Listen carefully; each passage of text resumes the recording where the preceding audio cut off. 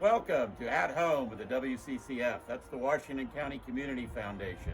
I'm Trip Klein, a trustee of the Washington County Community Foundation, and I'd like to welcome you to the Brownlee House.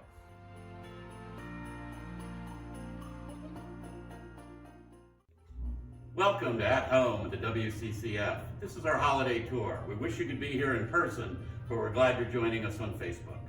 The Washington County Community Foundation is celebrating its 25th anniversary as a grant-making organization in Washington County.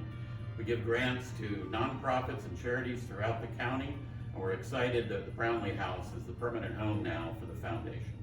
We're going to spend a little time telling you about the history of the house and how it's decorated for the holidays.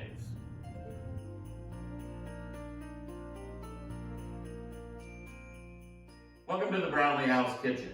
Much like today, the kitchens of the Victorian period were truly the workhorse and heart of the home. However, they weren't meant for public viewing, so they were kept separate from the rest of the house.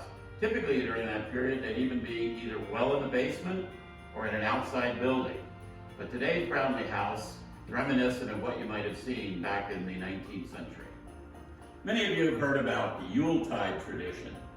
Well, the Yule log, which this does not represent, was an entire tree that would be brought into the home and fed into the fireplace from the fat end of the trunk, and would be used to light the house during the dark winter season.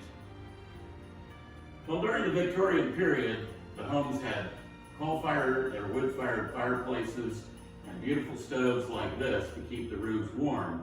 When people went out, they still needed to stay warm.